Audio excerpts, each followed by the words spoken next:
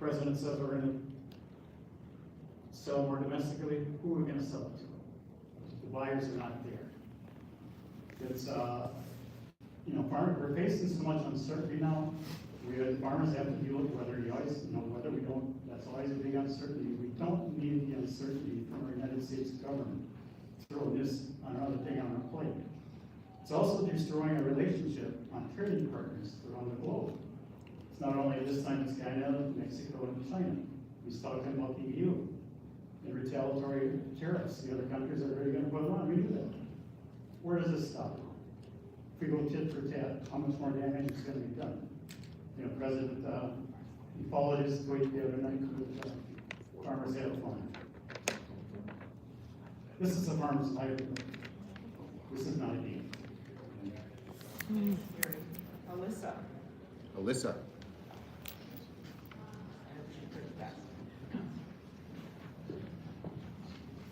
Hi, my name is Alyssa. Give me a second to pull this up on my phone. I joined the Army in April of 2001 when I was 17, between my junior and senior year of high school. Shortly after returning from basic training and entering my senior year, September 11th happened. Boy, was I filled with such pride to serve this country. I was immediately mobilized after graduation and deployed to Afghanistan in January of 2003. I returned in June of 2004. I became a government contractor with Halliburton, and I continued my service in Afghanistan until 2008, working in aviation operations.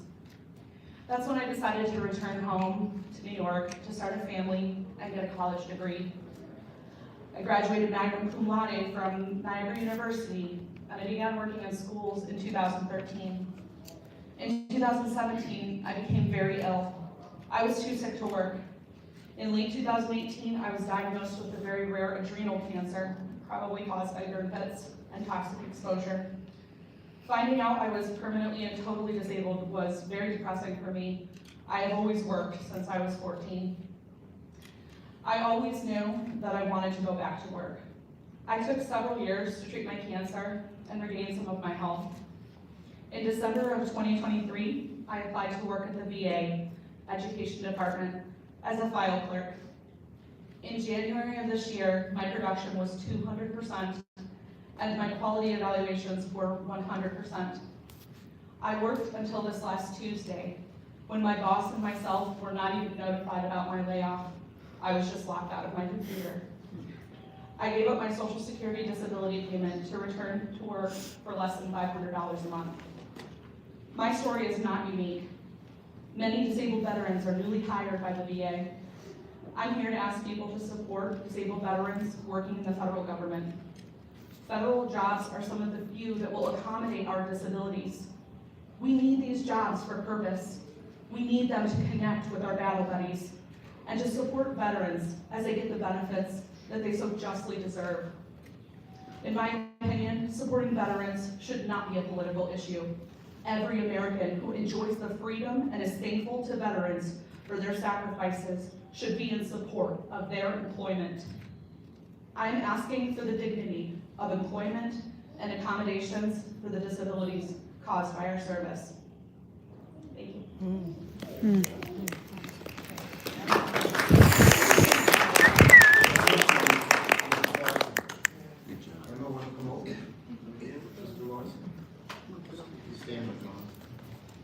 Good evening, everybody.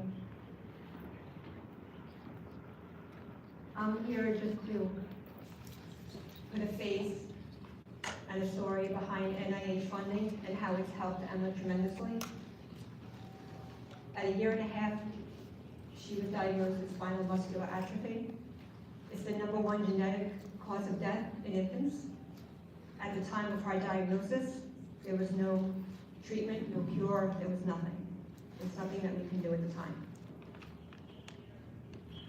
About a few weeks later, through mutual friends, we found out that a scientist, Dr. Craner, was working on a drug for this specific disease. We went to go see him. He spoke about it. For the first time, there was hope. NIH funding helped Cold Spring Harbor. It helps fund the trials. At 2 years old, she was in the trial for Spinraza. That was the drug that was Cold Spring Harbor was working on. In 2016, it was the first treatment for SMA. In 2018, New York added it to the newborn screening. It's now, I believe, all 52 states now test for it. When babies get this medication right away, pre-symptomatic, it totally changes the course of SMA. It's a breakthrough drug. These kids now are breathing on their own, walking on their own. And I know it's a little bittersweet for her because she was a little late to it. But I always tell her that she was a part of something special. So we're just here just to put a face in how important NIH funding is, how it's helped her, how anything extra that we can do for her for study, for research, for development is imperative. We understand that, you know, some spending has to give somewhere, but when you have a result, especially something like this, a miracle drug that's actually saving lives, you know, that's something to reconsider. And maybe it is important enough to keep that funding going. Thank you.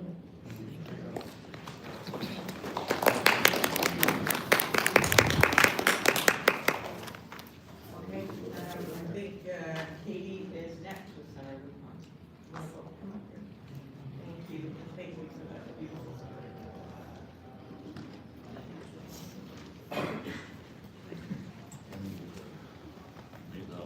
Hello, my name is Katie Anderson. I work with Northern Food Bank in Albuquerque, New Mexico, and have the incredible pleasure of getting to serve the state of New Mexico in many ways. We have a number of concerns about what has been happening. Federal funding freeze in particular caused a lot of chaos for partners. We work with over 500 partners across the state. They get food into the hands of people everywhere, in every corner of our state. And there was much confusion about that. A lot of concerns from some of those programs that they were not going to be able to continue to function and serve their community. We also had a lot of people calling in concerns with, were they going to continue to receive SNAP benefits? What did that look like? And the reality is that the budget reconciliations that are on the table right now are going to have a massive and horrific effect on New Mexicans as well as Americans. The whole entire country will feel that. Up to 400,000 New Mexicans could be impacted by the changes in SNAP benefits. Right now, people get roughly $6 a day in SNAP benefits, and that's the upper limit. If we're talking about rolling that back, what does that mean? What does that mean for the hundreds of thousands of children and seniors in New Mexico and then millions across the country? So we are here to speak up on behalf of people who are hungry, not only in New Mexico, but across the entire United States. People in our country deserve to be able to thrive, and they deserve to be able to raise their families without concern about where they're going to get their next meal. Thank you for having us today.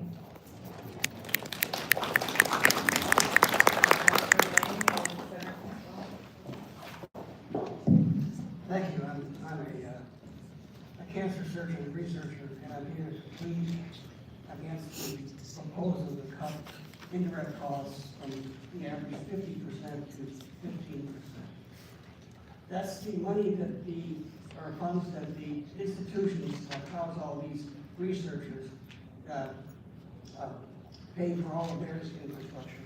And make no mistake about it, it will drastically halt, if not halt, the amazing medical research that's being conducted, and will greatly dissuade these young people who MDs, PhDs, and PhDs who forgo wealth and fame and go there for the discovery and to help to flourishing.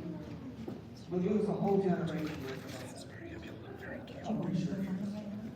And it would be unfortunate now because we're standing, because of the Human Genome Project with CRISPR and many other things, at the hallmark of cornucopia, unbelievable amounts of things that will be coming in terms of medical advances. Yes, maybe we need to make some cuts, but I would plead that we do it with the surgeon's scalpel and not a sledgehammer. Make no mistake about it. If the advances in medical research and therapies for humans will continue. We are the envy of the world in biomedical research.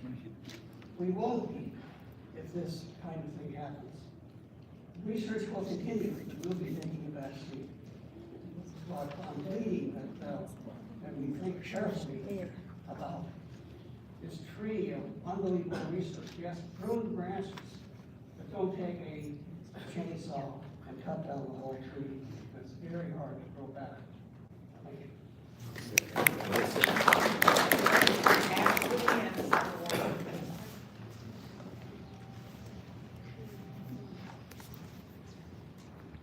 Hello, everyone. How are you guys today? Can you tell what I used to do, which was interpretation, right?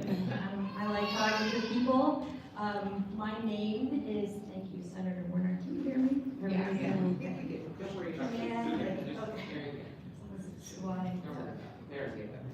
Okay, thank you so much for letting me tell a little bit of my story.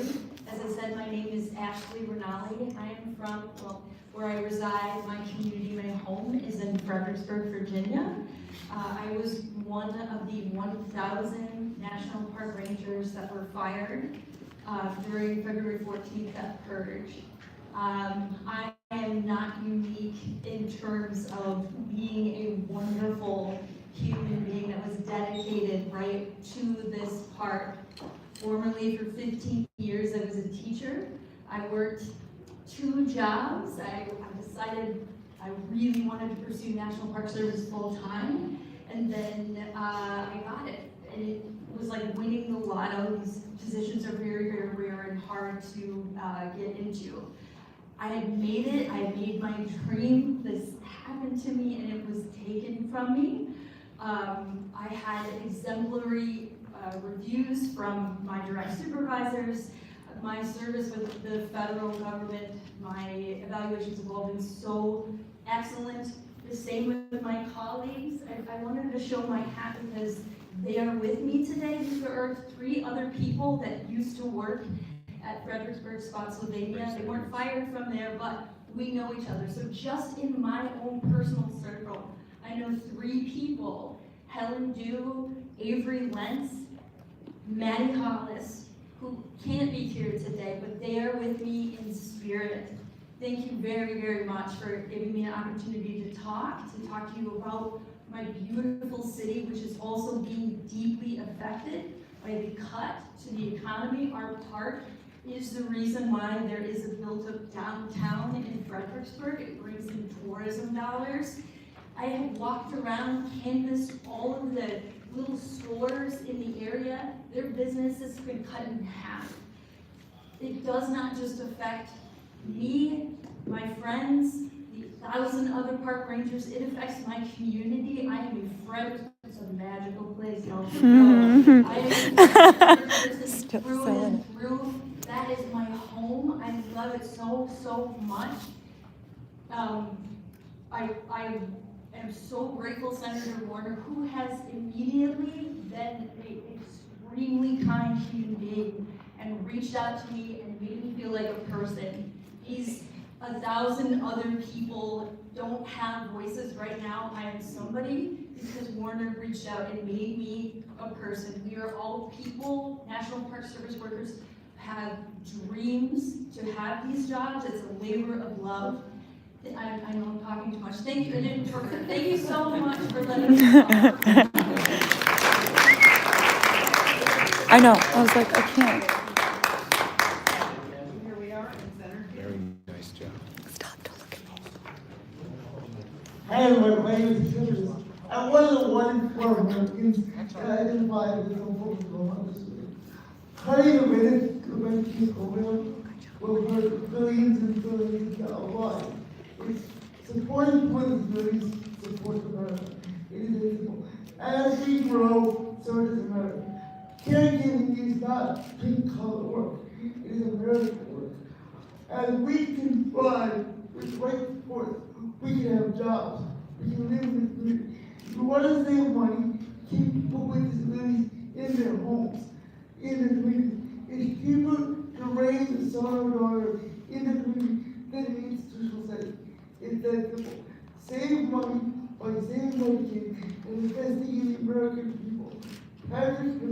once said, give me liberty or give me death. We are facing a life or death situation.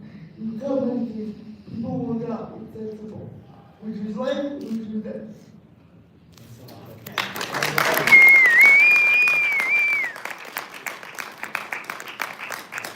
Isabella and Sarah, please. Good afternoon. My name is Isabella Gustafson. I am an Olympian, an Army veteran, and until recently, an officer for the Ochoco National Forest in Oregon. I have dedicated my life to serving this country and what we stand for, liberty and justice. That's the country I signed up to represent as an Olympic athlete, to protect as a soldier, and to serve as a U.S. Forest Service officer. Like the thousands of other federal workers, I was recently fired from my position due to an alleged failure to perform and a determination that my continued service was not in the public's interest. From May to October of 2024, I worked all but 2 days during one of the nation's most intense fire seasons.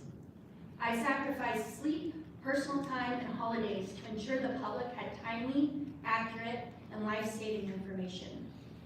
I poured everything I had into my job because I knew what was at stake: lives, homes, and the future of the places we love. But my story is not unique. Nationwide, thousands of federal workers who were illegally fired made the same sacrifices to get the job done. We have given our all. I have given my all, time and time again, for my country. Where is the justice in what is happening to civil servants nationwide? Now is the time for all Americans across every state and political party to speak up for the kind of country we want to be. The country I signed up to protect and serve, where we work towards liberty and justice for all. Thank you all for listening. Thank you, Senator Berkeley, and all of you for giving me the opportunity to speak.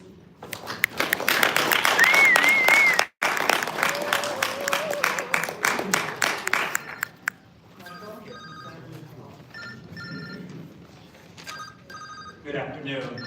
I'm Mike Missal, a proud native of the great state of Connecticut and the former Inspector General for the Department of Veterans Affairs. On Friday night, January 24th, I was one of 17 Inspectors General who was fired. Inspector Generals have played a critical role to improve the government. Inspector Generals fight fraud, waste, and abuse, make efficiencies and effectiveness in the government, hold leaders accountable, and promote transparency. At VA, while I was the IG since 2016, we issued over 2,500 reports, made 10,000 recommendations on how to improve, and had a monetary impact of $45 billion. We made VA better for veterans and their families to make sure that they receive the benefits and services that they so richly deserve. And I thank the veterans who are here today. My concern is that by firing the Inspectors General without proper notice and without giving the detailed case-specific reasons that the law requires, it's going to chill independent and nonpartisan oversight. And I worry about the impact it's going to have on our government. Thank you.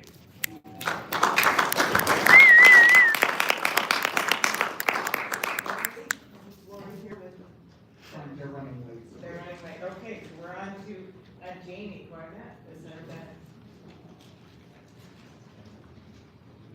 Good afternoon, everyone. My name is Jamie Werner, and I am here to represent the thousands of U.S. Forest Service employees who have been terminated in recent weeks for performance-based reasons. I'm also here to advocate for the importance of the continued stewardship and protection of America's treasured public lands. I got my start in public land management as a 19-year-old Forest Service firefighter in the great state of Oregon. I studied environmental science at Stanford University and have devoted my career to land management issues, recreation management, and the stewardship of our public lands. I recently took a job with the U.S. Forest Service to serve my community, to steward our essential treasured landscapes, and to serve the American people. But a huge reason why I wanted to join the Federal Civil Service is to stand alongside the incredible employees of the United States Forest Service, particularly at the White River National Forest in Colorado, where I was very, very proud to serve. When I was terminated from my position, I was called and told I was fired effective immediately on Sunday afternoon of President's Day weekend. And told it was for my performance. I, like others have mentioned, had an exemplary performance record, and I've spent the last few weeks talking with the many, many others who are in my shoes. This has wide-reaching effects on real, hardworking, dedicated Americans. They're not wasteful, and they deserve to be treated with dignity and respect. Some of my colleagues had recently moved across the country to take their dream job. One of them was a new parent who found out that they had been terminated shortly after returning from family leave. These are real faces that are being told that their work is not in the public interest and they are not doing a good job. Our federal employees, particularly those at the Forest Service, are some of the most dedicated, creative, passionate, intelligent people I know. And they continue to show up, particularly at the Forest Service, day after day, despite constant cuts in staffing and funding, to help our mountain communities in Colorado thrive.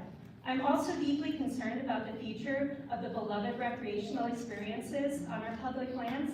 The White River National Forest is the most visited national forest in the country, home to treasured landscapes such as the Maroon Bells, Hanging Lake, and Pepper's Lake.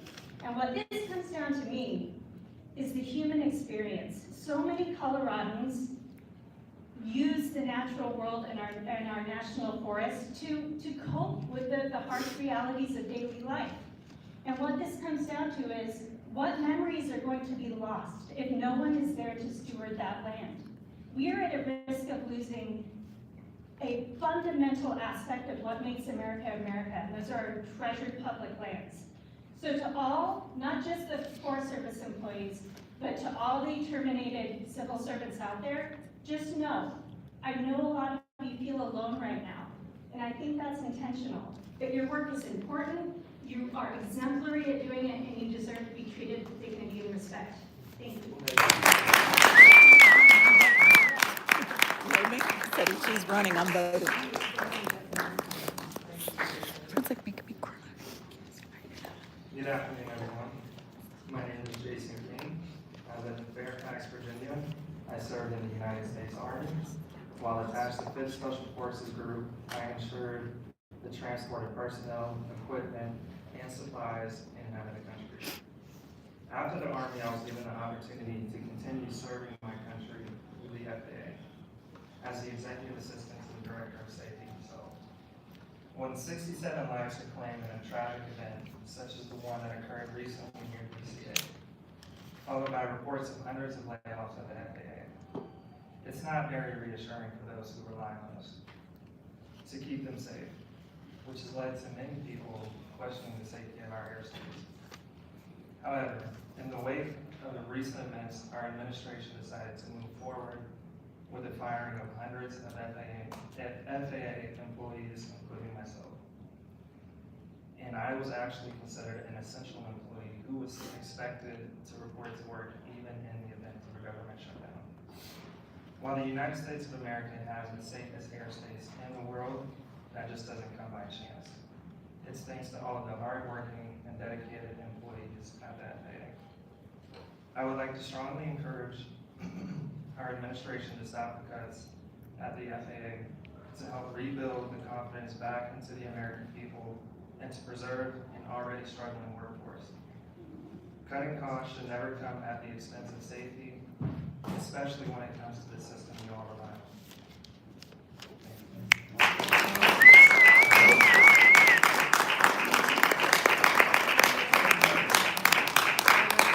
Our last guest, we'll give her a second here, is Lori with Senator Duckworth. Yes, I'm going to. And then when we're done with this, some of the guests can talk with some of the reporters if you want to talk to them, but we're not doing a traditional Q&A. I just want to remind everyone that these are the people that are going to be there tonight. These are guests of the senator that are going to be watching President Trump and that expect more of America. And that, Lori, hey, tell story. All you do is tell your story. Oh, thank you so much. And a special shout out to Senator Duckworth. I'm honored to be your guest tonight, and this is the first time Head Start in our 60 years has ever been invited to do the State of the Union or joint address to Congress. So leave it to our Senator Duckworth for that. Thank you. So I am Lori Morsa-Frickel, and I'm proud to serve as the Executive Director of the Illinois Head Start Association, where we support thousands of children and families across the great state of Illinois. Head Start, just so you know, Head Start provides a safe and nurturing environment where children can thrive. And it also empowers parents to pursue meaningful employment that allows them to support their families and contribute to our economy. And I think this is what makes the Head Start model so powerful, is that we work with both children and families together and not in isolation of each other. As you know, the recent disruptions in federal funding, however, has created a significant anxiety and stress among our parents, staff, and communities. During the funding freeze, we were unable to pull down funds to pay our workforce, to pay our bills, and we've had to lay staff off. And even prospective staff have been unwilling to join our team, our workforce, because they're afraid of not being paid. So staff have been let go. Children have not been able to access our classrooms because we haven't been able to hire staff. And some providers have closed their doors for a day or two to recover until they could get their federal funding. So here in Illinois, Head Start is committed to navigating these challenges and ensuring that the bureaucratic hurdles do not undermine the trust that our families, staff, and children place in our programs every day of every year. The work we do is critical, and I remain committed to working with Senator Duckworth to champion the rights of our children and families that they serve. Thank you for this opportunity.